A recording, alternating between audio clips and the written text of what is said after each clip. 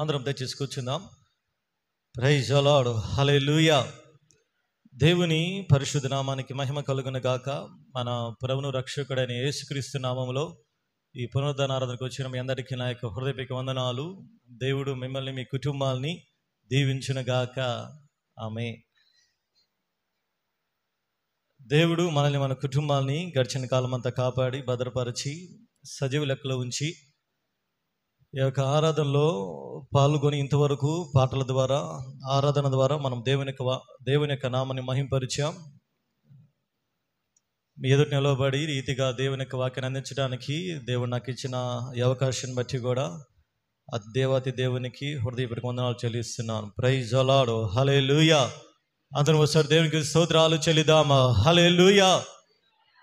గడిచిన వారంలో 7 రోజుల ఉపవాస ప్రార్థనలో మనందరం కూడా గడపటానికి ఆత్మీయంగా ఎదగటానికి దేవుడు ఎంతగానో సహాయం చేశాడు. ఆ ప్రార్థనల ద్వారా మన ఆత్మీయ జీవితాలు అభివృద్ధి పొందిని అని నమ్ముతున్నాను. ఆ ప్రార్థన కుటికల ద్వారా దేవుడు మన జీవితాల్లో వ్యక్తిగతంగా దర్శించి ఆయా సేవకుల ద్వారా వాళ్ళు అందించిన వర్తమానాన్ని బట్టి దేవుడు మళ్ళా మనల్ని పురికొల్పని నమ్ముతున్నాను. కాబట్టి ఎక్కడ కూడా ఆ వర్తమానాలు మనము మర్చిపోకుండా ఆ యొక్క ఆత్మీయమైన ఆ యొక్క సన్నిధిని మనం నిరంతరం కొనసాగించే వారిగా ఉండాలి. Praise the Lord. అది ఆ 7 రోజుల ఉపవాస ప్రార్థనకు వచ్చిన వాళ్ళు ఇంకా మిగతా డ్రైవ్లో ఎక్కడ కూడా రాత్రి ఎవరు రాలేదు చాలామంది. అసలు ఆ 7 రోజులప్పుడే దేవుడు ఉన్నాను కదా అర్థం. ప్రతిరోజు కూడా దేవుని మందిరంలో దేవుని యొక్క సన్నిధి ఉంటుంది. కాబట్టి ఉపవాస ప్రార్థనలు అప్పుడే కాదు, కానీ మందిరంలో ఎప్పుడు ప్రార్థన జరిగినా దేవుని దగ్గరికి వచ్చి మనం ప్రార్థనలో గడిపి దేవుని దగ్గర మనం ప్రార్థించుకునే వారిగా మనం ఉండాలి.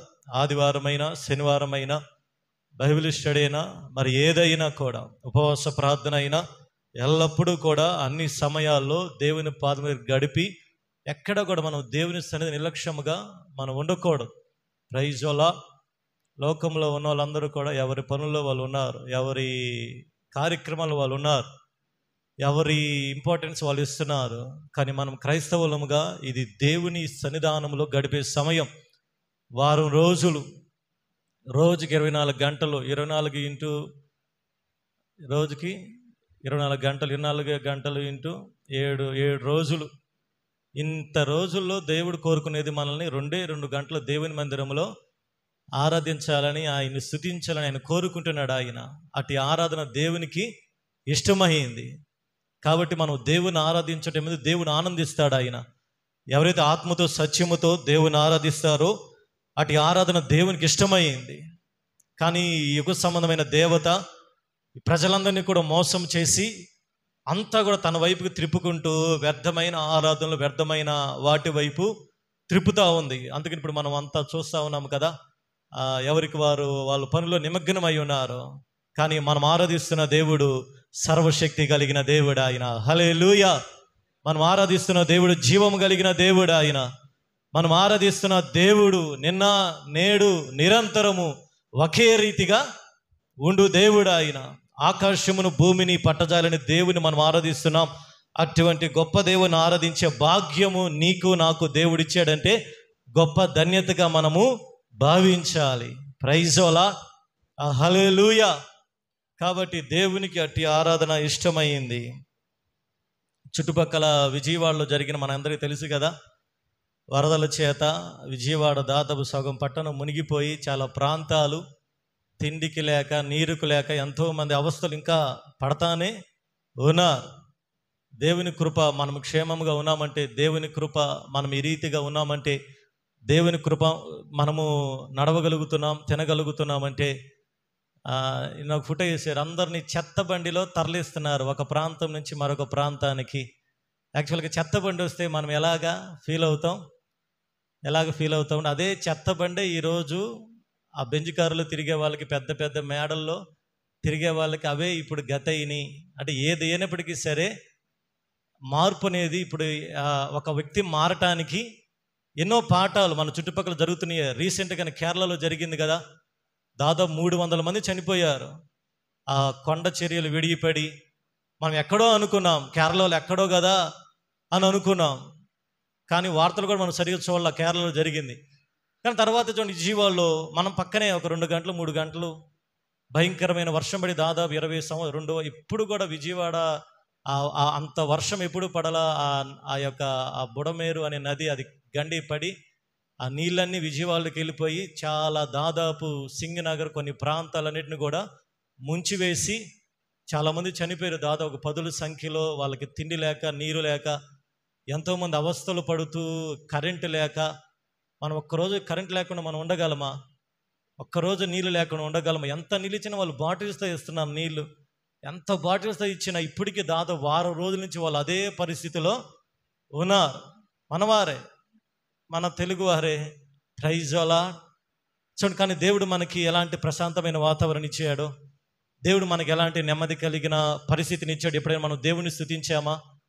అంటే వాళ్ళకి జరిగింది మనకు జరగలేదని కాదు, వాళ్ళకి జరిగిన దాన్ని బట్టి ప్రార్థన చేస్తూ, దేవుడు మనకిచ్చిన ఇటు స్థితిని బట్టి కూడా మనం దేవుడిని స్తుతిస్తూ, దేవా వారికి వచ్చిన ఆ కీడు నుంచి తప్పించండి ప్రభువా.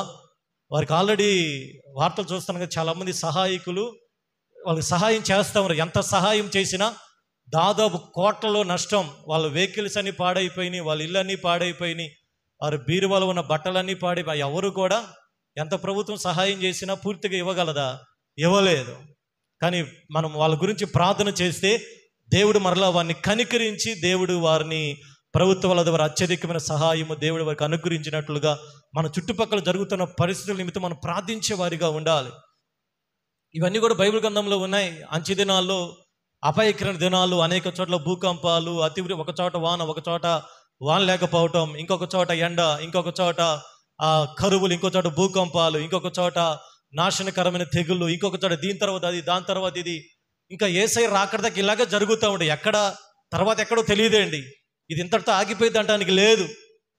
గడిచిన సంవత్సరం ఎక్కడో జరిగింది. చెన్నైలో ఒకసారి మొత్తం చెన్నై ఎంతో సగం మునిగిపోయింది. ఎక్కడొక చోట.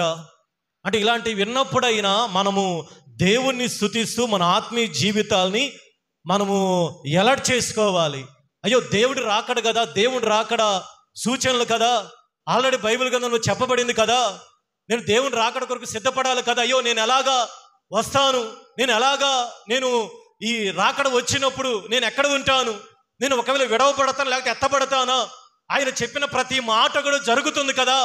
నేను నా ఆత్మీయ జీవితాన్ని బుద్ధి కలిగిన కన్యకల వలె నేను మెలకువగలిగి ప్రవర్తించాలి అని మనం దేవుని సన్నిధిలో ముందుకు సాగే వారిగా ఉండాలి. కానీ ఇది ఎక్కడో జరిగింది పోయింది మనం హాయిగా నిద్రపోతూ ఉంటే అది నిజమైన క్రైస్తవుని యొక్క రెస్పాన్స్ కాదండి. Praise the Lord. ఏది జరిగినా, ఏ తెగులు జరిగినా, ఏ భూకంపము జరిగినా, అది వరదైనా, ఏదైనా ప్రతిదీ కూడా బైబిల్ గ్రంథంలో చెప్పబడినట్లుగానే జరుగుతున్నాయి. నోవహు దినాలలో ఎలాగుండునో మనుష్య కుమారుని యొక్క రాకడ దినాలలో కూడా అదే జరుగుతుంది. Praise the Lord. నోవహు చెప్పిన ఒక్కడు కూడా వెళ్ళలేదండి. జలప్రళయం వచ్చేది వాడెక్కండి, అందరూ తింటున్నారు, తాగుతున్నారు, పెళ్లి చేసుకుని పెళ్లికి ఇస్తున్నారు. అక్కడ వ్రాయబడిన మాట, జలప్రళయము వచ్చి వాడ కొట్టుకొని పోయే వరకు ఒక్కడు కూడా ఎరగలేదు. నోవహు చెప్పిన సువార్త ఏమైందండి? అక్కడున్న నోవహు కుటుంబమే కాదు, చాలా యాక్చువల్ కౌంట్ తెలియదు కానీ చాలామంది ప్రజలు ఉన్నారు, చాలామంది వేలలో ప్రజలు ఉన్నారు. కానీ ఒక్కడు కూడా వాడ ఎక్కలేదు తెలుసా? జలప్రళయం వచ్చి వాడ కొట్టుకొని పోయే వరకు. సేమ్ ఇప్పుడు అదే జరుగుతూ ఉంది. ఒక పక్క యేసయ్య వస్తున్నాడు, రాకడికి సిద్ధపడండి, రాకడ కొరకు మిమ్మల్ని మీరు సిద్ధపరుచుకుని అన్ని ప్రకటిస్తున్నా ప్రపంచంలో ఇంకా విగ్రహారాధన ఎక్కువైపోతుంది. కానీ ఒక్కడు కూడా దేవుని వైపు తిరిగే వ్యక్తి లేడే అండి. ఇంకా ఎక్కువైపోతూ ఉంది. ఇంకా రోజు కూడా ఇంకా ఆరాధనలు కూడా వ్యర్థం వేరుగా ఉంటా ఉన్నాయి. ఇంకా రోజుకి విగ్రహారాధన ఎక్కువైపోతూ ఉంది.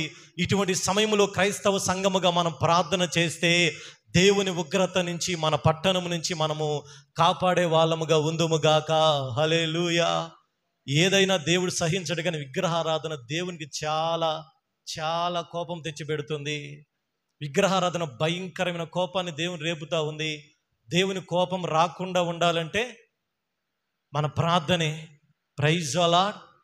మనం ప్రార్థన చేస్తే దేవుని ఉగ్రతని కొంత మట్టుకైనా ఆపొచ్చండి. మోషే ఆపాడు దేవునికి ఉగ్రతని. తెలుసా? చచ్చిన వారికి బతికిన వారికి మధ్యలో నిలబడి బలిపీఠం కట్టి ప్రార్థన చేస్తే తెగులు ఆగిపోయింది. దావీదు ప్రార్థన చేశాడు, దేవుని ఉగ్రత వస్తూ ఉంటే ధూపం వేసి పొలములో కట్టినప్పుడు ఆ తెగులు తెచ్చిన దూత ఆగిపోయాడు. కాబట్టి అంచె దినాల్లో ఎక్కడో జరిగింది, ఏదో జరిగింది అని మనము ఏదో మూలన కూర్చోకుండా మౌనంగా ఉండకుండా, అయ్యా మా పట్టణం మీదకి, మా దేశం మీదకి మీ ఉగ్రత రాకుండా ప్రభువా తప్పించు ప్రభువా అని ఎవరైతే ఈ యొక్క పాపంలో పాలు పొందుతున్నారో వారి నిమిత్తం మనం ప్రార్థన చేస్తే ప్రైజ్ ది లార్డ్, దేవుని ఉగ్రత నుంచి కొంత మట్టుకైనా మనము బయటపడగలం. హల్లెలూయా. ఎవరు తప్పించుకోలేరండి. దేవుని ఉగ్రత ఒక్కసారి ఆయన కురిపిస్తే ఎవరు తప్పించుకోలేరు. కానీ చాలా మంది చేస్తున్న పరిశుద్ధుల ప్రార్థనను బట్టి దేవుని యొక్క శేషం ఇంకా మిగులుతానే ఉంది. హల్లెలూయా, హల్లెలూయా. కాబట్టి ఈ రీతిగా మనము మన ఆత్మీయ జీవితంలో ముందుకు సాగుదామా. హల్లెలూయా. రూతు గ్రంథం 2వ అధ్యాయము 12వ వచనాన్ని చదవండి. రూతు గ్రంథం 2వ అధ్యాయము 12వ వచనం.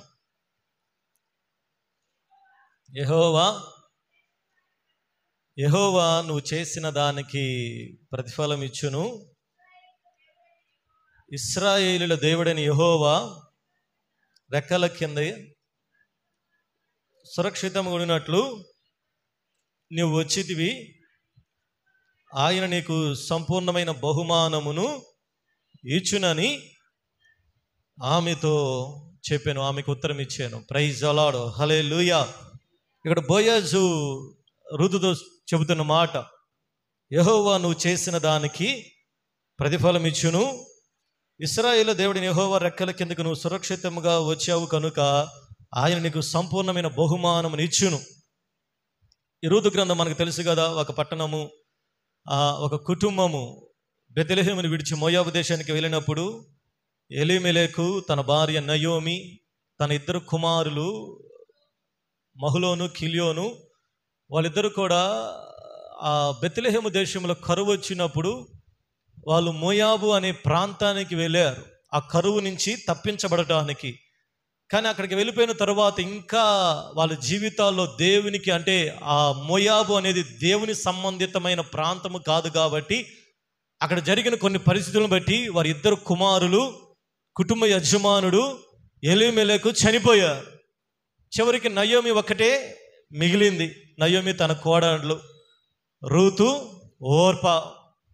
అయితే నయోమి, అమ్మ నేను మరలా బెత్లెహేముకి వెళ్తున్నాను కాబట్టి మీరు ఇక్కడే ఉండి వేరే వాళ్ళని మీరు వివాహం చేసుకోండి అన్నప్పుడు ఓర్పా తన అత్తను ముద్దు పెట్టుకొని ఆమె మోయాబు దేశంలోనే ఉండిపోతుంది. కానీ రూతు అలా చేయలేదు. రూతు తన అత్త దగ్గరికి వచ్చి, అత్త నేను నీతోనే వస్తా, నీ జనమే నా జనం, నీ దేవుడే నా దేవుడు, నువ్వు ఎక్కడ మరణిస్తే నేను అక్కడ మరణిస్తానని చెప్పి తన అత్తతో బయలుదేరి మోయాబు దేశాన్ని విడిచి బెత్లెహేమునకు ప్రయాణమై వచ్చింది. Praise the Lord. యాక్చువల్గా నయోమి దగ్గర ఎటువంటి డబ్బులు లేవండి. నయోమి ఆల్రెడీ తన జీవితం అంతా సర్వనాశనం అయిపోయింది. నయోమి జీవితం అంతా కూడా మారైపోయింది. నయోమికి ఎటువంటి బంధువులు కానీ బలగము కానీ ఎటువంటి ఆధారము లేదు. ఇప్పుడు అటువంటి స్త్రీ వెంట బయలుదేరి ఒక యవనస్తురాలు బయలుదేరి వచ్చింది. అక్కడికి వచ్చిన తరువాత ఇశ్రాయేలు ప్రజల్లో అక్కడ ఆ చేసిన సందర్భాలన్నీ తెలుసు కదా. వాళ్ళకి తినడానికి కూడా తిండి లేనప్పుడు ఆ యొక్క బోయజు అనే ఒక వ్యక్తి పొలములోనికి పరిగి వేరుకోవటానికి వెళ్ళినప్పుడు బోయజు ఆమెను గమనించాడు.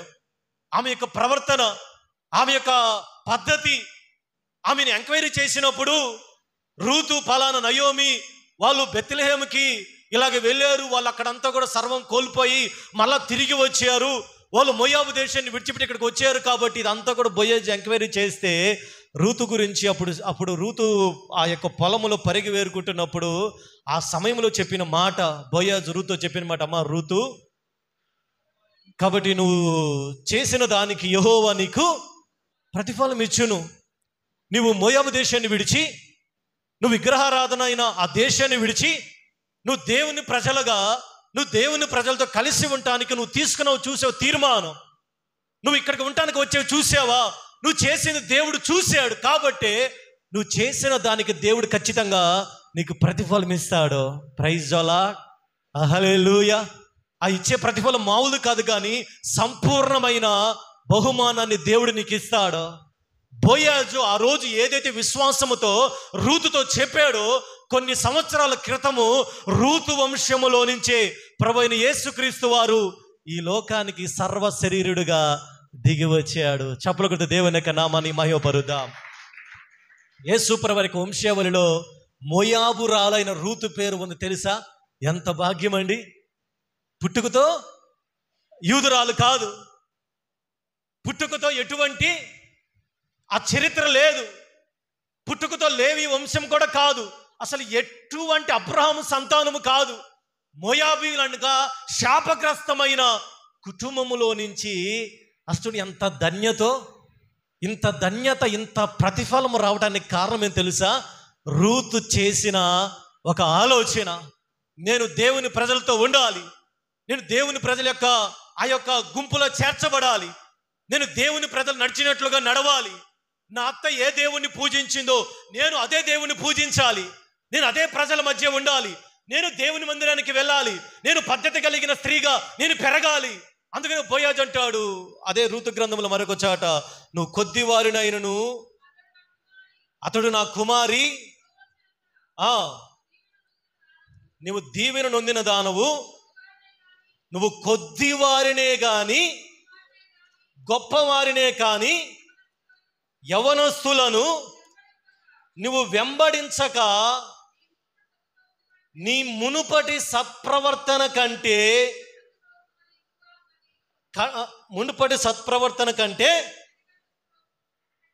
పెద్దగా చదవండి అమ్మా, వినపడాలి. వెనకటి సత్ప్రవర్తన మరి ఎక్కువైంది. Praise the Lord. కాబట్టి నా కుమారి భయపడకుము, నీవు చెప్పినదంతయు నీకు చేస్తాను, నువ్వు యోగ్యురాలవని నా జనులు అంటారు. Praise the Lord. ఈరోజు దేవుడిని దీవించాలి, దేవుడు నీకు కూడా ప్రతిఫలం ఇవ్వాలి అంటే, దేవుడు నిన్ను కూడా బ్లెస్ చేయాలంటే దేవుడు మన క్రియలను చూస్తాడండి. ఆయన దేవుడు మనం చేసిన ప్రతి ఆలోచనని, మన భక్తిని చూసే దేవుడు ప్రతిఫలం ఇచ్చేది. ఊరకనే దేవుడు మనకి ఇవ్వడండి. ఊరకనే దేవుని మీదకి వచ్చి ఏదో ఒక ప్రార్థన చేసి వెళ్ళిపోతే దేవుడు మనకు ప్రతిఫలం ఇవ్వడు. ఇక్కడ బోయాజు రూతు ఏమంటున్నాడు? నువ్వు చేసిన దానికి యెహోవా నీకు ప్రతిఫలం ఇస్తాడు. ఈరోజు దేవుని దగ్గరికి వచ్చిన మనకు కూడా దేవుడు ప్రతిఫలం ఇస్తాడండి. ఇది నిజం, సత్యం. అది ఒకరోజు పేతురు అడిగాడు, అయ్యా మేము సమస్తము, మత్తయి సువార్త 19:27 వచనములో పేతురు అడిగాడు, అయ్యా మేము సమస్తాన్ని విడిచిపెట్టి నేను వెంబడిస్తున్నామయ్యా, మా వృత్తులను విడిచిపెట్టాం, మా యొక్క బంధువులు విడిచిపెట్టాం, మా యొక్క ఆలోచనలు ఆశలను విడిచిపెట్టాం, నీ వెంటే తిరుగుతున్నామయ్యా, నీ వెంట నడుస్తున్నాము.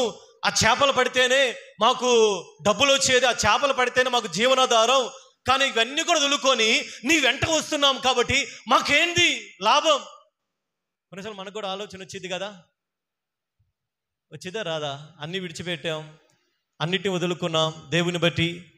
అన్నిటిని ఏం వదులుకోలేదా? చెప్పండమ్మా, ఏం వదులుకోలేదా? ఏం వదులుకున్నా? యేసయ్యని బట్టి ఏం వదులుకున్నారా? హిందువులు కాశీ వెళ్ళినప్పుడు ఏదైనా అక్కడ కూర వదులుకొని వస్తారనమాట. అలాంటివి కాదండి. దేవుని బట్టి మనం ఏదైనా వదులుకున్నామా? Praise the lord. ఇక్కడ పేతురు అంటున్నాడు, మిమ్మల్ని బట్టి మేము సమస్తాన్ని, చదువున్నమాట, ఇదిగో మేము సమస్తమును విడిచిపెట్టి నిన్ను వెంబడించాము కనుక మాకేమి దొరుకునయ్యా. Praise the lord. మీరు యేసయ్యని నమ్ముకోవటాన్ని బట్టి మీరు ఏటినైనా వదులుకున్నారా? విడిచిపెట్టారా? వేటిని విడిచిపెట్టారు? వ్యర్థమైన స్నేహాలు విడిచిపెట్టారా? దుష్ట సాంగత్యాన్ని విడిచిపెట్టారా? దుష్టుల ఆలోచన చొప్పున నడవకుండా ఆ మార్గాలు విడిచిపెట్టారా? విడిచిపెట్టలేదా? విడిచిపెట్టాం కదండి. Praise the Lord. ఆ సాక్ష్యం తెలిసి ఇదే టైంలో వినాయక చదవడంగా నా యొక్క జీవితం అంతా గుర్తుకు వచ్చింది. వినాయకుడి కమిటీ మెంబర్గా ఉండి ఇదే టైంలో 2006 సంవత్సరంలో వినాయకుడికి దాదాపు కనపడితే అనే ప్రాంతం నిమగ్నానికి అక్కడ ఫుల్గా డ్యాన్స్ వేసి దద్దోజనం పెరుగన్నం తిని కనపడతలు ఇసిరేసి మళ్ళీ ఇంటికి వచ్చిన తర్వాత స్టార్ట్ అయ్యింది. దేవుడు ఎందుకో మా ఇంట్లో వాళ్ళు చేసిన, అమ్మ చేసిన ప్రార్థన, అమ్మనబోళ్ళు సంఘం చేసిన ప్రార్థన బట్టి ఈరోజు మీ ఎదురు నించున్నాను. కానీ లేకపోతే నేను కూడా మా బజార్లో ఇప్పటికి వినాయకుడి పూజలో అక్కడ ఉండి పాట పాడుకుంటూ ఉండేవాడిని. హల్లెలూయా. ఇప్పుడు దేవుడు నమ్ముకున్న తర్వాత మొత్తాన్ని విడిచిపెట్టేసాను. నాకు చూసినప్పుడు నాకు ఆశ్చర్యం వేసేది, అందరు నాకు నవ్వు వచ్చేది. నేను ఒకప్పుడు అదే గుంపులో ఉన్నోనే కదా, నేను ఒకప్పుడు అట్లాగే మా అమ్మ ఎంత చెబుతున్నా వెళ్ళద్దరు అనే కొంత వెళ్ళి భయంకరంగా తాగి గందరగోళం చేసిన వాడినే కదా. ఇప్పటికీ వాళ్ళకి తెలియదు ఏం చేస్తున్నారో, వాళ్ళు ఏ మార్గం నడుస్తున్నారో తెలియదు. కాబట్టి ఈరోజు దేవునికి వచ్చిన తర్వాత నా యొక్క ఫ్రెండ్స్ అందరూ దూరం అయ్యారు, నా బంధువులు దూరం అయ్యారు, నా యొక్క వ్యక్తిగత ఆ వ్యర్థమైన జీవితం అంతా, ఆ విగ్రహారాధన జీవితం అంతా దూరం అయింది. ఎన్నో విడిచిపెట్టవలసింది యేసై నమ్ముకోవడాన్ని బట్టి, ఎన్నిటినో వదులుకోవాల్సి వచ్చింది, ఎన్నిటినో విడిచిపెట్టాల్సి వచ్చింది. యేసై మార్గంలో నడవటానికి, యేసై మార్గం నడవటం సామాన్యమైన విషయం కాదండి. పేతురు అదే అంటున్నాడు, యేసయ్య మేము సమస్తాన్ని విడిచిపెట్టి నిన్ను వెంబడించామయ్యా, మాకేమి దొరుకుతుంది యేసయ్య అంటున్నాడు. కింద చదవండి. యేసు వారితో ఇట్లా నేను మనుష్య కుమారుడు తన మహిమగల సింహాసనం మీద నన్ను వెంబడించిన మీరును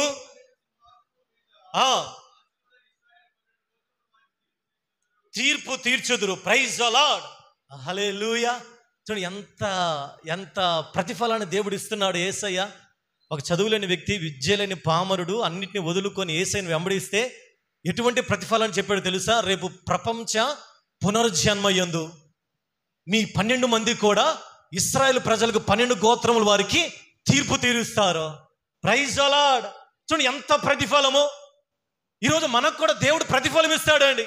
కొన్నిసార్లు మనకు అనిపించింది కదా, మీకు అనిపించి నాకు అనిపించింది, అయ్యా నేను అన్నింటినీ విడిచిపెట్టాను కదా, నేను నా పాత జీవితాన్ని విడిచిపెట్టాను కదా, నా ఫ్రెండ్స్ని విడిచిపెట్టాను కదా, ఇన్ని చేశాను కదా.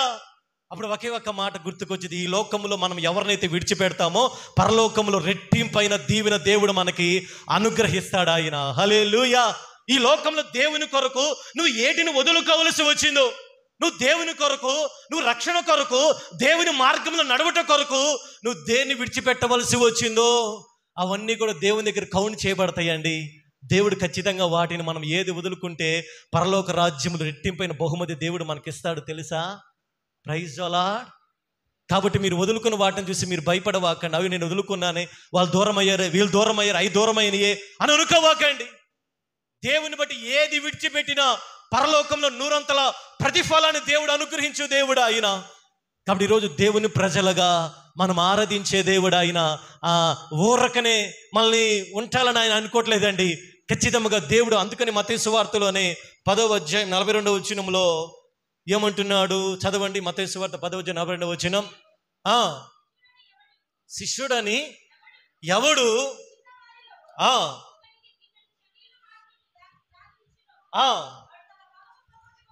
వాడు తన ఫలము పోగొట్టుకొనడని నీతో నిశ్చయముగా చెప్పుచున్నాను. మీరేం చేయక్కర్లేదండి.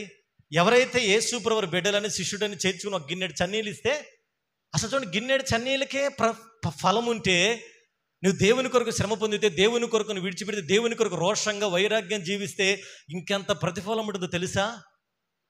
గిన్నెడు చన్నీళ్ళు ఎవరికి ఇవ్వలేదా మీరు? చెప్పండి అమ్మా. గిన్నెడు చన్నీళ్ళు మేము ఇచ్చాం, పాస్టర్ చేతులు ఎత్తాను, అందరూ ఇచ్చాం.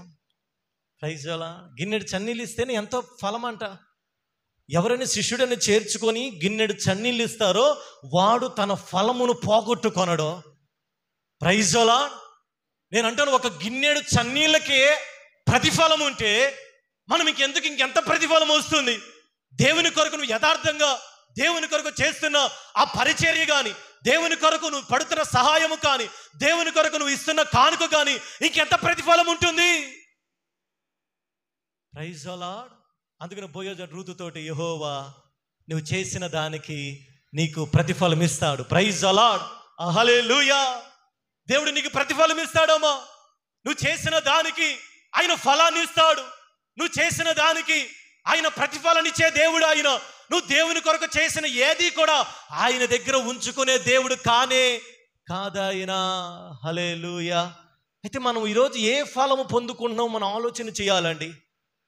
మనకు అసలు ప్రతిఫలం అనేది దొరుకుతున్నట్లుగా మనము రూతులాగా నడుచుకుంటున్నామా, లేకపోతే మనం ప్రతిఫలము లేకుండా మనం ఏదో సామాన్యముగానే మనం ఉండిపోతున్నామా? మనం ఆలోచన చేయాలి. బైబిల్ గ్రంథంలో ఒక 3 ఫలముల గురించి మనం నేర్చుకుందాం.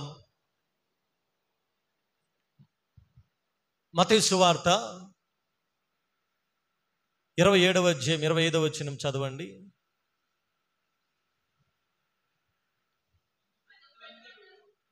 కాదు, సామెతల గ్రంథం 12:14 చదవండి. సామెతల గ్రంథము 12వ అధ్యాయం 14వ వచనం. ఒకడు నోటి ఫలము చేత తృప్తిగా మేలు పొందును, ఎవని క్రియల ఫలము వానికి వచ్చును. అలాగే సామెతల గ్రంథంలోని 13వ అధ్యాయం 2వ వచనం చదవండి. నోటి ఫలము చేత మనుష్యుడు మేలు అనుభవించును. Praise the lord. ఇక్కడ ఒక ఫలం కనపడుతుంది మనకి. ఏ ఫలం అది? నోటి ఫలం. ఈరోజు దేవుడికి ప్రతిఫలం ఇవ్వాలి అంటే ఈ ప్రతిఫలంలో దేవుడిచ్చే ఫలాలు ఎలాగ ఉండాలి?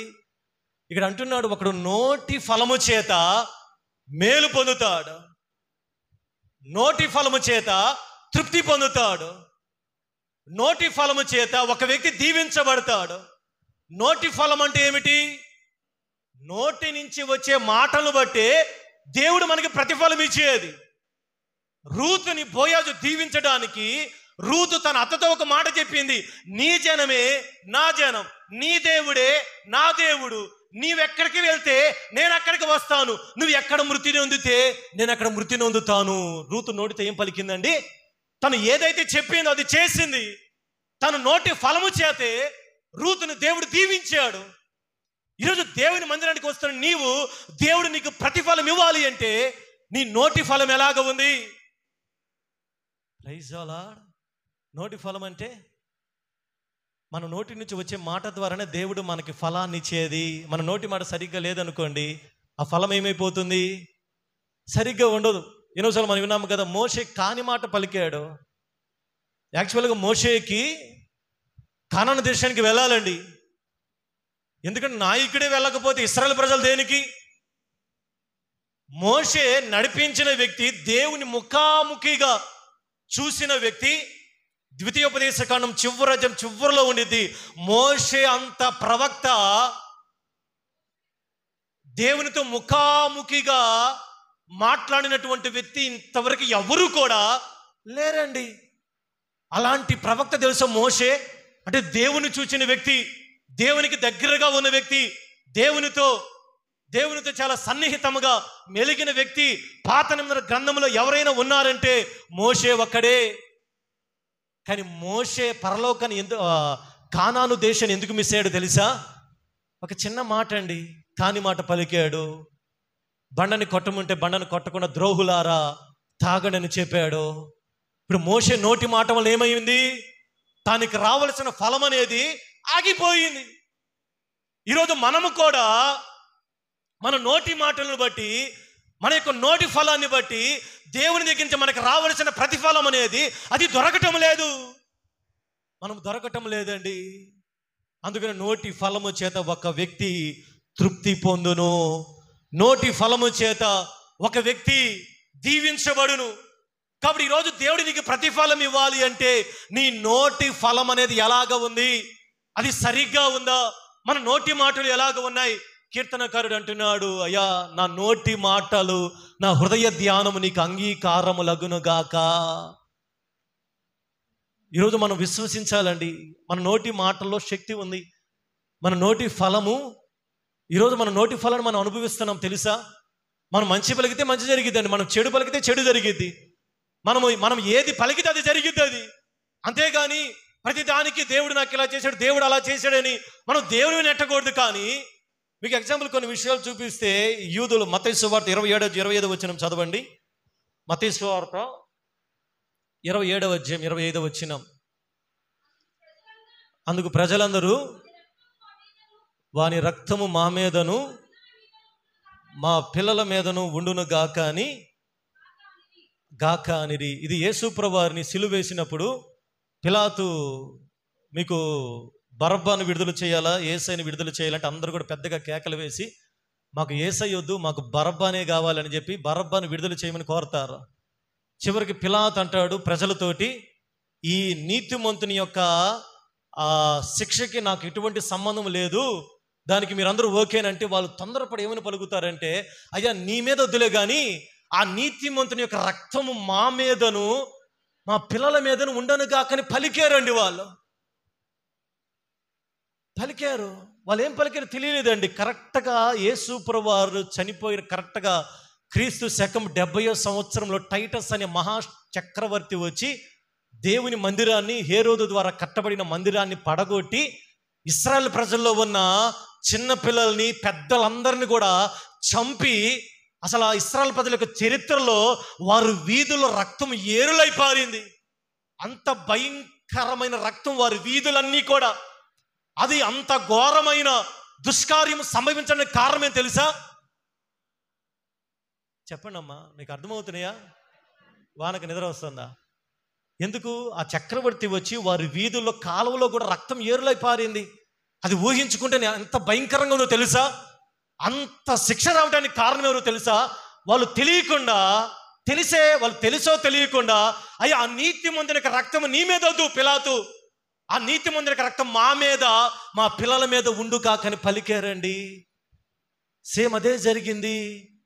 యేసు ప్రభువుని చంపించిన దానికి వాళ్ళ నెత్తి మీద వాళ్ళు పెట్టుకున్నారు కాబట్టి టైటస్ అనే చక్రవర్తి వచ్చి వారి బిడ్డల్ని చాలా మందిని చంపి అందరూ కూడా సమయంలో చాలా దేశాలకి, అరబ్ కంట్రీస్కి చెదరి వెళ్ళిపోయారు. అదే టైంలో అరబ్స్ వచ్చి అదే స్థలంలో మసీదుని కట్టారు. టైటస్ వచ్చిన కాలంలో ఆ జరిగిన ఆ యొక్క యుద్ధానికి సంబంధించి వాళ్ళందరూ కూడా చుట్టుపక్కల దేశాలకు అందరూ చెదిరిపోతే, ఆ చెదిరిపోయిన సమయంలో ఎవరు కూడా ఆ యొక్క ఇశ్రాయేల్ దేశంలో లేనప్పుడు అదే సమయంలో అరబ్బులు, ముస్లిమ్స్ వచ్చేసి అదే స్థలంలో మసీదుని కట్టేశారు. తర్వాత మళ్ళీ ఇశ్రాయేల్ ప్రజలందరూ కూడా తిరిగి వచ్చేసి అక్కడ మసీదుని పడగొట్టి వాళ్ళు ఇప్పుడు గందరగోళం. ప్రపంచంలో గొప్ప సమస్యగా అది ఇప్పటికీ ఉండిపోయింది. నేను అంటున్న మాట, ఆ రోజు అంత గొప్ప మరణాలు జరగటానికి కారణం ఏం తెలుసా? ఇశ్రాయేల్ ప్రజలు అక్కడ పిలాతు ఆ రోజు అన్నారయ్యా ఆ నీతిమైన రక్తం నీ మీద వద్దు కానీ మా మీద, మా పిల్లల మీద ఉండునుగా కానీ పలికారు. కానీ ఈరోజు మన నోటి నుంచి వస్తున్న మాటల ఫలాన్ని మనము పొందుతున్నామేమో. మన నోటి నుంచి ఏ మాటలు వస్తున్నాయి? దీవెనకరమైన ఫలం వస్తే నీకు దీవించబడతావు. నీ నోటి నుంచి వచ్చే ఫలము చేత నువ్వు తృప్తి పొందుతావు. నీ నోటి నుంచి వచ్చే ఫలము చేత నీకు ఆదాయం వస్తుంది. నీ నోటి నుంచి వచ్చే ఫలము చేతే నీ కుటుంబము, నీ యొక్క వ్యక్తిగతం దీవించబడుతుంది తప్ప మన నోటి ఫలం అనేది సరిగ్గా లేకపోతే చాలా జాగ్రత్తగా మనం ఉండాలి. దావీదు గురించి మనకు తెలుసు కదా. 2వ సమూయేలు గ్రంథం 12వ అధ్యాయం 6వ వచనం చదవండి. 2వ సమూయేలు గ్రంథం 12వ అధ్యాయం 6వ వచనం. ఈ కార్యము చేసెను గనుక ఒక గొర్రె పిల్లకు ప్రతిగా 4 గొర్రె పిల్లలు ఇవ్వాలి. నాతానుతో చెప్పాను. ఈ సన్నివేశం కూడా తెలుసు కదా. దావీదు బెత్షెబాతో పాపం చేసిన తర్వాత, తన భర్త అయిన ఉరియాని చంపించిన తర్వాత, తన పాపాన్ని కప్పుకున్నప్పుడు దేవుడు నాతాను పంపించి ఒక కథ రూపంలో దావీదుకి వివరించినప్పుడు, అయ్యా ఒక ఊరిలో ఒక పేదవాడు ధనవంతుడు ఉన్నాడు. ధనవంతుని దగ్గర చాలా గొర్రెలు ఉన్నాయి, కానీ పేదవాడి దగ్గర ఒక గొర్రె ఉంది. ధనవంతుని దగ్గరికి బంధువులు వచ్చినప్పుడు ధనవంతుడు చేసిన పని ఏంటంటే, తన దగ్గర ఉన్న గొర్రెల మందల్లో ఒక్క గొర్రెను కూడా తీసుకోకుండా అల్లారుగా ముద్దుగా పెంచుకుంటున్న ఆ దరిద్రుడి దగ్గరికి వెళ్ళి ఆ గొర్రెను తీసుకుని చంపి ఆ ధనవంతుడు విందు చేసి వచ్చిన వాళ్ళకి పెట్టాడు అనగా, ఆ మాట వినగా దావీదుకి చాలా కోపం వచ్చి, ఈ కార్యము చేసినప్పుడు నిశ్చయముగా మరణానికి పాత్రుడు వాడు, ఖచ్చితంగా ఒక గొర్రెకి 4 గొర్రెలు ఇవ్వాలని చెప్పాడండి. దావీదు అనుకోకుండా పలికాడు తెలుసా. దావీదు తర్వాత దేవుడు క్షమించిన దావీదు 4 బిడ్డలను కోల్పోయాడు. ఎంతమందిని బిడ్డలను కోల్పోయాడు తెలుసా అండి? కరెక్ట్గా చరిత్రను చూస్తే 4 బిడ్డలు కోల్పోయారు.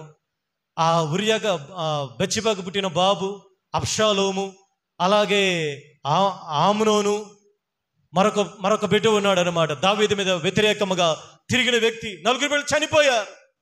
కారణం ఏమిటి? దావీదు తెలియకుండానే పలికాడు, ఒక గొర్రెకు ప్రతిగా 4 గొర్రెలు. ఈరోజు ప్రియ దేవుని సంగమా, నీ నోటి ఫలాన్ని నువ్వు ఎలాగ అనుభవిస్తున్నావు? ఈరోజు నీ జీవితంలో జరుగుతుంది, నీ నోటి ద్వారా పలకబడిన మాటలను బట్టే మనం ఎదగలేకపోతున్నావేమో, మనం దీవించబడలేకపోతున్నావేమో, మనం ఆశీర్వదించబడలేకపోతున్నావేమో. ఎంత ప్రార్థించినా, ఎంత ఉపవాసం ఉన్నా, ఎంత మొరపెడుతున్నా, ఇంకా మన జీవితంలో మన నోటి నుంచి వచ్చిన ఫలమును బట్టే మన జీవితం ఇంకా అలాగే ఉండిపోయిందేమో. కాబట్టి ఈరోజు మన నోటి ఫలాన్ని మనం ఏ రీతిగా మనము అనుభవిస్తున్నాం? Praise the lord. నోరు చాలా జాగ్రత్తగా ఉండాలండి. ఇశ్రాయేలు ప్రజలు సనిగి వాళ్ళు ఏం చేశారు తెలుసా? ఏమొచ్చారు చివరికి? సంహారపు దూత చేత వాళ్ళు సంహరించబడ్డారు. వాళ్ళు సనుగుడు అంటే ఎక్కడి నుంచి వస్తుంది? నోట్లో నుంచి కదా. ఈరోజు మనం దేవుని ప్రజలుగా మన నోటిలో దేవుని స్తుతి ఉండాలి, దీవెనకరమైన వచనాలు ఉండాలి. దేవుని స్తుతించే మనము ఆ ఫలాన్ని మనం అనుభవించాలి అంటే నిశ్చయముగా మన నోరు ఎల్లప్పుడూ కూడా దేవుని కీర్తితోనూ దేవుని స్తుతితోనూ ఉండాలి. Praise the Lord. అందుకని మిరియాము సంఖ్యాకాండ 12వ అధ్యాయంలో మిరియాము గురించి మనకు తెలుసు కదా. మిరియాము, మోషే, అహరోను ముగ్గురు.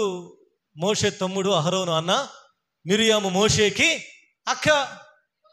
ఒకరోజు అహరోను మిరియాము మోషేకి విరోధముగా, మోషే కూషు దేశపు స్త్రీని పెళ్లి చేసుకున్నాడని వాళ్ళిద్దరు కూడా అహరోను మిరియాము మోషేకి విరోధంగా మాట్లాడారండి. యాక్చువల్గా వాళ్ళు తన తమ్ముడనే మాట్లాడారు, తమ్ముడు కదంట్రా. కానీ దేవుడు ఇక్కడ తమ్ముడుగా చూడలేదండి మోషేని. అహరోను మిరియాముని వాళ్ళ ముగ్గురిని కూడా దేవుడు ప్రత్యక్షంగా రమ్మని చెప్పాడు. నా సేవకుడు అయినా ఏమన్నాడు తెలుసా? నీ తమ్ముడైనా అన్నాడా? ఏమన్నాడు అక్కడ? చదవండి సంఖ్యాకాండ 12వ అధ్యాయంలో. కాబట్టి నా సేవకుడైన మోషేకి విరోధముగా మాట్లాడుటకు మీరేలా భయపడలేదు? దేవుడు ఇక్కడ రిలేషన్ చూడలేదండి. దేవుడు అంటున్నాడు అహరోనుతోటి, మిరియాముతోటి, మీ తమ్ముడితోటి, అహరోను నీ తమ్ముడితోటి అనలేదు. ఏమన్నాడు తెలుసా? నా సేవకుడైన మోషేకి విరోధముగా మాట్లాడుటకు మీరేలా భయపడలేదు? ఒకవేళ మిరియాము చెప్పిందేమయ్యా మా తమ్ముడని మాట్లాడాం, దేవుడు ఒప్పుకోలేదండి. మోషే భూమి మీద ఉన్న సాత్వికుడు, మోషేకి విరోధంగా మాట్లాడారు కాబట్టి వెంటనే మిరియాముకి ఏమి జరిగింది తెలుసా? కుష్ఠవ్యాధి వచ్చి దాదాపు 7 దినాలు దేవుని ప్రజల్లో చేరకుండా ఆ యొక్క గవిని బయట ఉంచబడింది. మిరియాము మరలా చేర్చబడు వరకు, ఆ మాట చదువుకుందాం సంఖ్యాకాండ 12వ అధ్యాయంలో. కాబట్టి మిరియాము 7 దినములు పాలెము వెలుపలే గడిపాను. మిరియాము మరలా చేర్చబడు వరకు జనులు ముందుకు సాగటం లేదు. ఎందుకు మిరియాము ముందుకు సాగటం లేదు? దేవుని ప్రజలు ఎందుకు ముందుకు సాగటం లేదు? ఎక్కడేసిన గొంగలలాగా ఎందుకు అక్కడ జీవితాలు ఉండిపోతున్నాయి? ఎందుకు జీవితాలు వృద్ధి జరగటం లేదు? ఎందుకు కుటుంబాలు దీవెన కలగటం లేదు? ఒక్క స్త్రీ దేవుని సేవకుని విరోధంగా చేసిన దానిని బట్టి ఏమైందో తెలుసా? వాళ్ళు ముందుకు సాగకుండా అక్కడే ఉండిపోయారు. 7 దినాలు అంటే మనం చెప్పాం కదా, 7 దినాలంటే దేనికి సాదృశ్యం? సంపూర్ణముగా దేర్ ఇస్ నో ఎనీ వృద్ధి లేదండి, దీవెన లేదు, ఆశీర్వాదం లేదు. కారణం ఏంటంటే మిరియాము చేసిన తొందరపాటు పనికి. ఈరోజు ఒకవేళ మన నోటి ఫలము చేత మనము కూడా అలాగే ఉండిపోతున్నావేమో, ముందుకు సాగకుండా, దేవుని దర్శనము లేకుండా, దేవునికి స్వరం వినకుండా, దేవుని చిత్తము జరగకుండా మన జీవితాలు ఎంత ప్రార్థించినా సరే ఎటువంటి ప్రత్యక్షత మనం పొందుకోకుండా, ఎన్ని ఉపవాస ప్రార్థనలు జరిగిన మనం అలాగే ఎండిపోయిన చెట్లులాగా ఉండిపోతుంటే, ఒకవేళ ఈరోజు మన నోటి ఫలం ఎలాగ ఉందో మనం ఆలోచన చేయాలి. Praise the Lord. ఎలాగ ఉంది మన నోటి ఫలం? ఈరోజు ఎలాగ ఉండాలి తెలుసా? దీవెనకరమైనదిగా ఉండాలి. మన నోరు ఎప్పుడు కూడా ఎలాగ ఉండాలి? దేవుణ్ణి స్తుతించేటట్లుగా ఉండాలి. మన నోరు ఎల్లప్పుడూ ఎలాగ ఉండాలి? ఆశీర్వాదానికి సంబంధించిన నోరుగా ఉండాలి. మన నోరు ఎల్లప్పుడూ ఎలాగ ఉండదో తెలుసా? దేవుణ్ణి స్తుతిస్తూ ఉంటే, ఆశీర్వాదకరమైన వచనం మన నోటి నుంచి వస్తూ ఉంటే, ఆ యొక్క నోటి ఫలమంతా కూడా మన ద్వారా తృప్తి పొంది దేవునికి దీవెనకరంగా మార్చబడతాం. అందుకని ఏలియా కాలంలో ఆ యొక్క షూనేమి గన్ను తన బిడ్డ చనిపోయినప్పుడు తన భర్తకు కూడా చెప్పకుండా, అమ్మ ఈరోజు అమావాస్య కాదు కదా, ఎక్కడికి వెళ్తున్నావు? తన బాబు చనిపోయాడు. ఆ మాట తన భర్తకు కూడా చెప్పలేదు. కానీ తన భర్తతో ఒక మాట చెప్పింది, నేను వెళ్ళుట మంచిదయ్యా. తనోడితో ఏం పలికిందండి? నేను వెళ్ళుట మంచిదయ్యా. తన భర్తకు కూడా చెప్పాలి బిడ్డ చనిపోయిన సంగతి. అక్కడికి వెళ్ళింది. ఎలీషా పనివాడు అక్కడ ప్రార్థన చేసుకుంటున్నారు. గెహాజీ అక్కడికి వెళ్ళిపోయింది. దైవజనుడు కూడా చెప్పలేదు. ఈ భయంకరమైన దుఃఖంలో ఉంది. ఎలీషా వచ్చి ప్రార్థన చేసిన తర్వాత, తన బిడ్డ బ్రతికిన తర్వాత సజీవమైన వ్యక్తిగా తన ఇంటికి బయలుదేరి వచ్చింది ఆ స్త్రీ. Praise the Lord. ఆమె ఏం పలికింది అదే జరిగిందండి. ఈరోజు దేవుని ప్రజలుగా మన నోటి నుంచి వచ్చు ఫలముల చేత మనము తృప్తి పరచబడాలంటే మన నోటి ఫలం ఎలాగ ఉందో మనం జాగ్రత్తగా ఆలోచన చేయాలి. మనం ఇతరులతో మాట్లాడినప్పుడు కూడా, మీ బిడ్డలతో మాట్లాడినప్పుడు కూడా, చిన్న బిడ్డలతో మాట్లాడినప్పుడు కూడా, చాలా మంది చిన్న బిడ్డలు కూడా మనం చెడబడ చిత్తేస్తూ ఉంటాం. చచ్చినోడా లేకపోతే పిచ్చి, చాలా మంది తిడతా ఉంటారండి. నిజం తెలుసా? నువ్వు నిజంగా దైవికమైన బిడ్డవి, ప్రార్థించే వ్యక్తివి, దేవుని స్తుతించే వ్యక్తివి. నువ్వు నీ బిడ్డలు ఎలా చేయాలి? వాళ్ళు తప్పు చేసినా సరే, వాళ్ళు ఎలాగ ఉన్నా, ఎక్కడ మన నోటిలో నుంచి దేవునికి విరోధమైన మాటలు మనం పలికేవారిగా ఉండకూడదండి. Praise the Lord. ఏమని పలకాలి? చాలామంది అంటూ ఉంటారు, పిల్లల్ని అదే రకంగా తిడతా ఉంటారు, వెధవ అంటుంటారు. చాలామంది బైబిల్కి విరోధంగా మాట్లాడుతూ ఉంటారు. మనకు తెలియకుండా మీరు గమనించలేదు, అదే పెద్ద అయిన తర్వాత వాళ్ళ జీవితాల్లో జరుగుతాయి తెలుసా? కాబట్టి ఈరోజు మన నోటి నుంచి వచ్చే ప్రతి మాట కూడా మనం జాగ్రత్తగా మనం చూసుకోవాలి. Praise the Lord. ఎందుకని? అదే కదా ఎందుకు మనం చదువుకున్న సామెత గ్రంథంలో, ఒక్కడు తన నోటి ఫలము చేత 12:14 చదవండి. ఒక్కడు తన నోటి ఫలము చేత, చాలండి, తృప్తిగా మేలు పొందాలి అంటే మన నోటి ఫలం ఎలాగ ఉంది? రెండవదిగా ఇర్మియా గ్రంథం 32:19 చదవండి. ఇర్మియా గ్రంథం 32వ అధ్యాయం 19వ వచనం. ఆలోచన విషయంలో నీవే గొప్పవాడవు,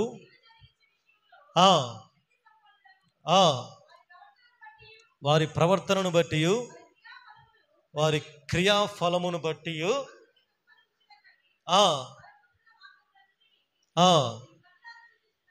ప్రైజ్ ద లార్డ్. హల్లెలూయా. మొదటిగా దేవుడు మనకు ప్రతిఫలం ఇవ్వాలంటే మన నోటి ఫలాన్ని బట్టి దేవుడు ప్రతిఫలం ఇచ్చేది. Praise the Lord. మన నోరు ఎలాగంటే అలాగుంటే దేవుడు ప్రతిఫలం ఇవ్వడండి.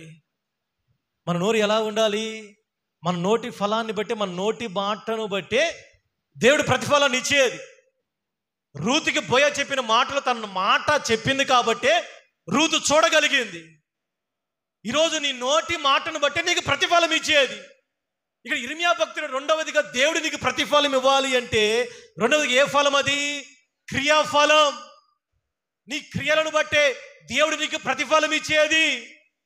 నీ క్రియలు ఎలా ఉంటే అటువంటి ఫలాలే వస్తాయండి. కాబట్టి ఈరోజు మనం ఎటువంటి క్రియలు మనము చేస్తున్నాము మనం ఆలోచన చేయాలి. మాటలు సరే, మన క్రియలు ఎలా ఉన్నాయి?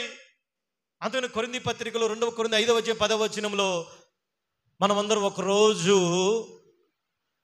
2 కొరింథీ 5వ అధ్యాయం 10వ వచనం చదవండి. ఎందుకనగా తాను జరిగించిన క్రియల చొప్పున అవి మంచివైనను సరే చెడ్డవైనను సరే దేహముతో జరిగించిన వాటి ఫలమును ప్రతి వాడును పొందినట్లు మనమందరమును క్రీస్తు న్యాయపీఠం ఎదుట మనం ప్రత్యక్షము కావాలి. Praise the Lord. ఇదేం ఫలం అండి? క్రియాఫలం. అది మన క్రియలను బట్టి దేవుడు ప్రతిఫలం ఇచ్చేది. అందుకని ప్రకటన గ్రంథం 7 సంఘాలతో ఆయన చెప్పిన మాట, నీ క్రియలను నేను ఎరుగదును, నీ పనులు నాకు తెలుసు. నీ క్రియలు దేవునికి తెలుసు అండి. నీ పని దేవునికి తెలుసు, నీ విశ్వాసం దేవునికి తెలుసు, నువ్వు దేవుని కొరకు ఏమి చేయగలిగేవో దేవునికి తెలుసు అండి. నీ క్రియలు దేవునికి తెలుసు, నీ క్రియలు మరుగు చేయబడలేదు, నీ క్రియలు దేవునికి తెలుసు కాబట్టి నీ క్రియల ఫలమును ఖచ్చితంగా అనుభవిస్తావు. కాబట్టి రెండవదిగా నీ క్రియలని ఎలాగుండి మనం ఆలోచన చేయాలండి. క్రియలను బట్టి దేవుడు ప్రతిఫలిస్తాడు, మంచిదే. ఇప్పుడు ఆ క్రియలు ఎలా ఉండాలి? మంచిగా ఉండాలి. అతను గల్తీ రాసిన పత్రికలో పౌలు అంటాడు, మనుషుడు ఏమి విత్తునో 6వ అధ్యాయం 7వ వచనంలో ఆ పంటనే కోస్తాడు. కాబట్టి ఈరోజు నువ్వు మంచిని విత్తితే, చెప్పండి అమ్మా, మంచిని విత్తితే మంచినే కోస్తావు. నువ్వు చెడుని విత్తితే చెడును కోస్తావండి. నువ్వు నీతిని విత్తితే నీతినే కోస్తావు. నువ్వు ప్రేమను విత్తితే ప్రేమనే కోస్తావు. నువ్వు దేవుని యొక్క సన్నిధానం నువ్వు ఏది విత్తితే నువ్వు అదే కోసుకుంటావు. నువ్వు దేవుని కొరకు ఏది చేస్తే దేవుడు నీకు అదే చేస్తాడు. కాబట్టి రెండవదిగా మన క్రియలను బట్టే దేవుడు ప్రతిఫలం ఇచ్చేది. Praise the Lord. ఇక రూతు వంశంలోంచి యేసయ్య రావడానికి రెండవ కారణమే తెలుసా? రూతు యొక్క క్రియలు ఎలా ఉన్నాయి అంటే, ఇందా మనం చదువుకున్నాము కదా, రూతు యొక్క ప్రవర్తన తాను మోయాబు దేశంలో ఉన్నదానికంటే బెత్లెహేముకు వచ్చిన తర్వాత ఆమె యొక్క సత్ప్రవర్తన మరి ఎక్కువైంది.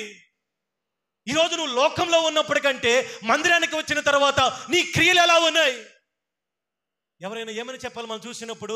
ఒరే వీళ్ళు మందిరానికి వెళ్ళకముందు, మందిరానికి వచ్చిన తర్వాత ఏమని చెప్పాలి? చెప్పండి అమ్మా, ఏమని చెప్పాలి? మందిరానికి రాకముందు కంటే మందిరానికి వచ్చిన తర్వాత వీళ్ళ మాటలు మార్చబడ్డాయి, వీళ్ళ ఆలోచనలు మార్చబడ్డాయి, వీళ్ళ నడవడిక మార్చబడింది, వీళ్ళ పద్ధతులు మార్చబడ్డాయి, వీళ్ళ ఆలోచనలు, వీళ్ళ తలంపులు మార్చబడ్డాయి అని ఎవరైనా మన గురించి చెప్పగలరా? వీళ్ళు యేసయ్యను నమ్ముకున్న తర్వాత వీళ్ళ ప్రవర్తన మార్చబడింది అని ఎవరైనా మన గురించి సాక్ష్యం ఇవ్వగలరా? అని రూతు గురించి ఒక వ్యక్తి సాక్ష్యం ఇస్తున్నాడు, ఊరకని ఇవ్వలేదండి.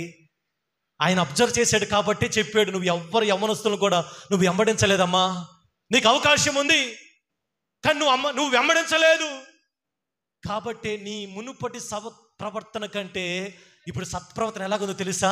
ఎక్కువయ్యింది. ఇప్పుడు మనం ఎలాగున్న మందిరానికి వచ్చిన తర్వాత మన ప్రవర్తనలో మార్పు ఉందా? మన ప్రవర్తనలో మార్పు కనపడుతుందా? దేవునికి వచ్చిన తర్వాత మన యొక్క ఆలోచనలో, మన యొక్క క్రియల్లో మార్పు కలుగుతూ ఉందా? లేకపోతే ఇంకా మనం అన్యజనులాగే వారిలాగే నడుచుకుంటా ఉన్నామా? మన మాటలు కానీ, మన పద్ధతి కానీ, మన యొక్క క్రియలు కానీ, మన ఆలోచనలు కానీ దేవునికి విరోధమైన వ్యక్తుల్లాగే మనం ప్రవర్తిస్తూ ఉంటే అది దానివల్ల ఏ ఫలము కూడా మనకి దొరకదండి దేవుని దగ్గర. ఎలాంటి క్రియలు ఉండాలి? మన వల్ల విశ్వాసకి సంబంధించిన క్రియలు మనము చేసేవారిగా ఉండాలి. మన క్రియలను బట్టి దేవుడు ప్రతిఫలం ఇచ్చే దేవుడు ఆయన. కానీ రెండవదిగా, దేవా నా క్రియలను బట్టి ప్రతిఫలం ఇస్తావని చెప్పేవు కాబట్టి అయ్యా నా క్రియలు ఎలాగ ఉన్నాయో మనం దేవుని దగ్గర ఆలోచన చేసేవారిగా ఉండాలి. హల్లెలూయా. ఊరకనే విశ్వాసం ఉంటే సరిపోదండి. యాకోబు భక్తుడు ఏమంటున్నాడు? 3వ అధ్యాయము 2వ అధ్యాయం 26వ వచనం చదవండి. ప్రాణము లేని శరీరం అలాగు మృతమో,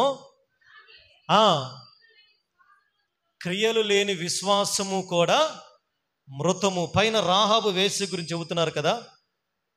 రాహాబు వేశ్య కూడా అటువలే, రాహాబు వేశ్య కూడా దూతలను చేర్చుకొని వేరొక మార్గమును వారిని వెలుపలికి పంపివేసినప్పుడు క్రియల మూలముగా నీతిమంతురాలని ఎంచబడిను కదా. ఒక వేశ్య నీతిమంతురాలుగా ఎంచబడిందండి. Praise the lord. ఎలాగా? ఆమె ఎలాంటి క్రియలు చేసింది తెలుసా?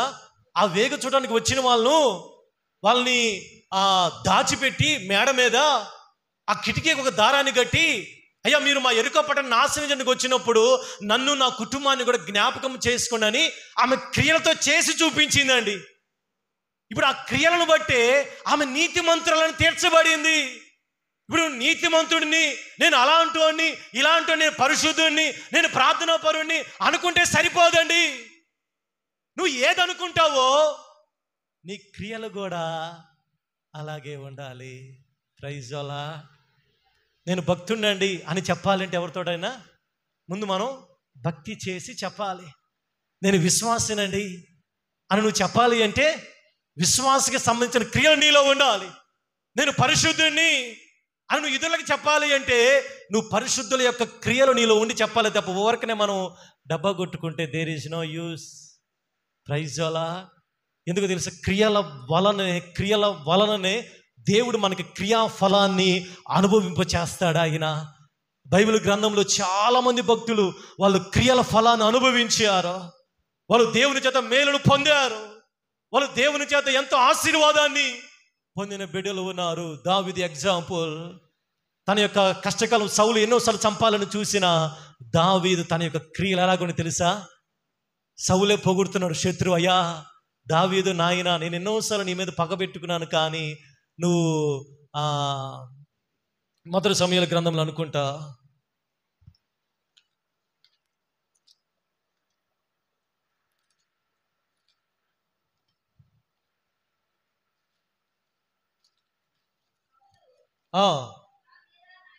దావీదు నాయన ఎక్కడెక్కది 22 1 సమూయేలు గ్రంథము 24 చదవండి.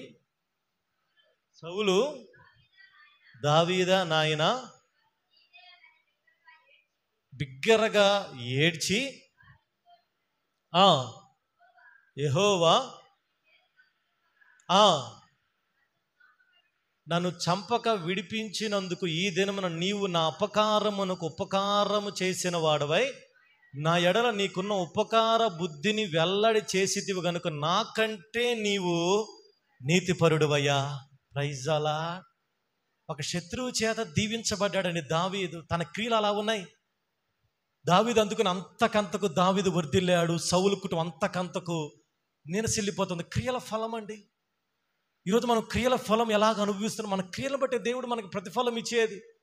చివరిగా సమయం అయిపోతుంది కాబట్టి మొదటిగా మన నోటి ఫలము చేత దేవుడు మనకి ప్రతిఫలం ఇచ్చే. రెండవదిగా మన క్రియలను బట్టి ఇర్మియా అంటున్నాడు, మీ క్రియలను బట్టి మీకు ప్రతిఫలం ఇచ్చేది. చివరికి 2 కొరింథీ 10:15 చదవండి. 2 కొరింథీ 10:15.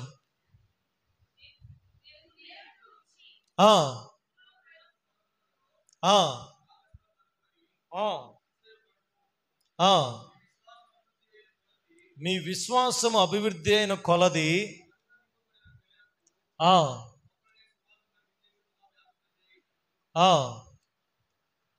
10 అతిశయించు అదేనక్క 15. మేము మేరకు మించి ఇతరుల ప్రయాస ఫలములలో భాగస్థులమని అతిశయ పడము. ఇదేం ఫలం అండి? ప్రయాస ఫలం. Praise the lord. ప్రయాసకు తగినట్లుగా దేవుడు ప్రతిఫలం ఇస్తాడండి. ఇందాక మొదట్లో మనం అనుకున్నాం కదా, దేవుని పేరున ఒక్క గిన్నెడు చన్నీళ్ళు ఇస్తేనే ఎంతో ఫలము. అందుకని పౌలు అంటాడు 1 కొరింథీ 15:58 కూడా, ప్రభువునందు మీ ప్రయాస వ్యర్థము కాదండి. మీరు గడుపుతున్న సమయము, మీరు కారుస్తున్న కన్నీరు, మీరు చేస్తున్న ప్రార్థనలు, మీరు దేవుని కొరకు ఏదైతే అది ఖర్చు పెడుతున్న సమయము కానీ ధనము కానీ మరి ఏదైనా సరే, దేవుడు ఆయన దగ్గర ఓరకుంచుకునే దేవుడు కాదు. ఆయన మీ ప్రయాసకు తగిన ప్రతిఫలం ఇచ్చే దేవుడు. ఆయన వ్యర్థమైన ప్రయాసాలు కాదండి. విలాప ప్రసంగి గ్రంథం అంతా కూడా ఈ ప్రయాసం మనకు కనపడుతూ ఉండిద్ది. ఎన్నోసార్లు ఆ ప్రసంగి భక్తుడు సొలొమోను అంటాడు, అవన్నీ కూడా వ్యర్థమైన ప్రయాసాలు, గాలికి ప్రయాసపడినట్లే. అలాంటి ప్రయాసాలు కాదండి.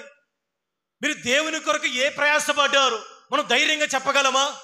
నేను దేవుని కొరకు ఇంత సమయాన్ని గడుపుతున్నానండి. ధైర్యంగా చెప్పగలమా? నేను దేవుని దగ్గర ఇంత ప్రార్థనలో గడుపుతున్నానండి. నేను దేవుని కొరకు ఇంత ఖర్చు చేశానండి. నేను దేవుని కొరకు నేను ఇంత రిస్క్ తీసుకుంటున్నానండి. నేను దేవుని కొరకు నేను నిందించబడుతున్నానండి. నేను దేవుని కొరకు నేను హింసించబడుతున్నానండి. నేను దేవుని కొరకు చెప్పగలమా? దాన్ని ప్రయాస ఫలం అంటారండి. పౌలది అన్నమాట, నేను మంచి పోరాటం పోరాడాను, నా పరుగును కడముట్టించాను, ఇక నా కొరకు నీతి కిరీటం ఉంచబడింది. పౌలు చాలాసార్లు పలుకుతాడు, నేను అపరిమితముగా ప్రయాసపడ్డాను. 2 కొరింథీ ఎన్నోసార్లు మనం చదువుకున్నాం కదా, ఎంతగా ప్రయాసపడ్డాడో. వాడబద్దలైపోయింది. అక్కడ చాలా ఒక పట్టీ చెబుతున్నాడు, అక్కడ చాలా ప్రయాసపడ్డాను. ఈరోజు దేవుని నువ్వు నమ్ముకున్న మంచిదే. నువ్వు దేవుని నమ్ముకున్న నాటి నుంచి నువ్వు ఏదైనా శోధించబడుతున్నప్పుడు అది ప్రయాస, నువ్వు నిందించబడుతున్నప్పుడు అది ప్రయాస. మత్తయి సువార్త 5:9 నా నిమిత్తము జనులు మిమ్మల్ని నిందించి మీ మీద చెడ్డ సాక్ష్యము పలికినప్పుడల్లా అదొక ప్రయాస అండి. మీరు దేవుని కొరకు ఏది ప్రయాస పడుతున్నారో ఆ ప్రయాస ఫలము ఒకరోజు మీరు అనుభవించబోతున్నారు. ప్రైజ్ ది లార్డ్, హల్లెలూయా. ప్రయాసకు తగిన ప్రతిఫలాన్ని దేవుడు మనకు అనుగ్రహించబోతున్నాడు.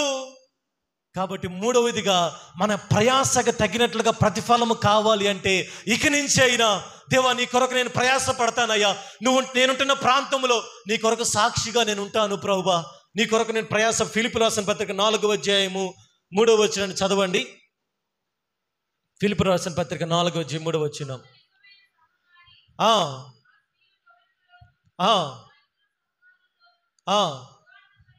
సువార్త పనులు నాతో కూడా ప్రయాసపడిన వాళ్ళు కనుక వారికి సహాయము చేయమని నేను వేడుకొనుచున్నాను. ఆ సహకారుల పేర్లు జీవగ్రంథంలో వ్రాయబడ్డాయి. Praise the lord. ప్రభు పనులు సహకరించే వాళ్ళ పేర్లు ఎక్కడ ఉంటాయంట? డైరీలో కాదే అండి. నా దగ్గర ఒక డైరీ ఉండిద్ది, ఎవరైనా మీరు చేసినప్పుడు రాసుకుంటా ఉంటా. ఆ డైరీలో రాసిన ప్రైజ్ అలా కొంతకాలానికి కనుమరుగైపోతాయి. నేను చిన్న గించి అదే డైరీ మిస్ అని చెప్పాను కదా, నేను ఎవరెవరైతే మొత్తం కూడా స్పష్టంగా ఎప్పటికప్పుడు డైరీలు రాస్తుంటాయి, ఎవరెవరు దేనికి ఎవరు అన్ని మైండ్లో గుర్తుండిపోయినాయి. కానీ నేను కాదు ప్రతిఫలం ఇచ్చేది. మీరు దేవుని మందిరం కొరకు, దేవుని కొరకు మీరు ఏదైతే చేశారో సహకారుల పేర్లు ఎవరైతే ఉన్నారో వాళ్ళ పేర్లు ఎక్కడ వ్రాయబడ్డాయి?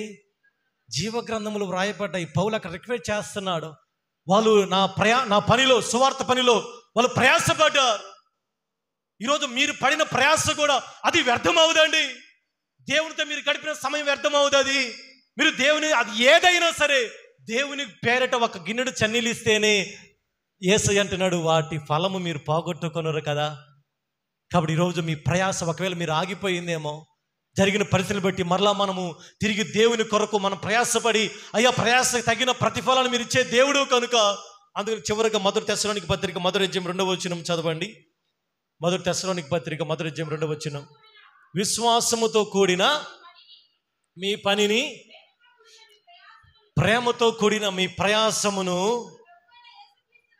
మన ప్రభువైన యేసుక్రీస్తు నందలి నిరీక్షణతో కూడిన మీ ఓర్పును మేము ప్రైజ్ ది లార్డ్ ఏమన్నాడండి? విశ్వాసంతో కూడిన మీ పనిని, ప్రేమతో కూడిన మీ ప్రయాస. Praise the Lord. కాబట్టి మొదటిగా దేవుడు ప్రతిఫలం ఇచ్చే దేవుడిని మనం గుర్తించి, దేవుడు ఎలాగ ప్రతిఫలం ఇస్తాడంటే మన నోటి ఫలమును బట్టి. ఈరోజు మన నోటి నుంచి వచ్చు మాటలను బట్టి దేవుడు మనకు ప్రతిఫలం ఇచ్చే దేవుడు కనుక, మన నోటి నుంచి వచ్చే మాటల వల్ల ఒకవేళ మనకు సరైన ప్రతిఫలం దొరకటం లేదేమో. కాబట్టి ఈరోజు అయ్యా నా నోటి ఫలం ఇలాగ ఉంది ప్రభువా అని మన నోటి ఫలాన్ని మనం జాగ్రత్తగా కాపాడుకోవాలి. Praise the Lord. ఒక నోటి నుంచే శాపం ఆశీర్వాదము వస్తుంది. యాకోబు భక్తుడు అంటున్నాడు, ఒక నోటి నుంచే చేదైనది అలాగే తీయనది వచ్చినని యాకోబు భక్తుడు అంటున్నాడు. కాబట్టి మన నోటి ఫలాన్ని మనం ఎక్కడ కూడా దాన్ని పోగొట్టుకొనకూడదండి. మనం కాని మాటలు పలకటం వల్ల మోషే కానాను దేశాన్ని కోల్పోయాడు. నీ నోటి మాటలు బట్టే దేవుడు నీకు ఇవ్వాల్సిన ప్రతిఫలం ఆగిపోతుందేమో. నీ నోటి మాటలు బట్టే దేవుడిని దీవించాలన్న ఆ ఫలం ఆగిపోతుందేమో. కాబట్టి మన నోటి మాటలు బట్టి దేవుడు ప్రతిఫలం ఇచ్చే దేవుడు. రెండవదిగా మన యొక్క క్రియలను బట్టి దేవుడు ప్రతిఫలం ఇచ్చే దేవుడు. మూడవదిగా మన యొక్క ప్రయాసను బట్టి ఆయన ప్రతిఫలం ఇచ్చే దేవుడు. కనుక ఈరోజు దేవా మన నోటి మాటలు ఎలాగ ఉన్నాయి, మన క్రియలు ఎలాగ ఉన్నాయి, మన ప్రయాస ఎలాగ ఉంది. ఏదో మనుషులు చూస్తున్నారని మనం ప్రయాస పడుతున్నాయేమో, ఆ ప్రయాసకి ఎటువంటి ప్రతిఫలం అనేది దొరకదండి. నన్ను దేవుడు చూస్తున్నాడు. దేవుని రాజ్యంలో నాకు ఆయన గొప్ప ప్రతిఫలం ఇస్తాడని ఆయన కొరకు మనం ప్రయాసపడదాం. దేవునితో ముందుకు సాగుదాం. దేవుడి కొద్ది మాటలు మనకు దీవించును గాక. అందరం తల వంచి ప్రార్థన చేసుకుందాం. బోయజు రుతుతో అంటున్నాడు, రుతు యెహోవా నువ్వు చేసిన దానికి నీకు ప్రతిఫలం ఇచ్చాను. ఇశ్రాయేలు దేవుడిని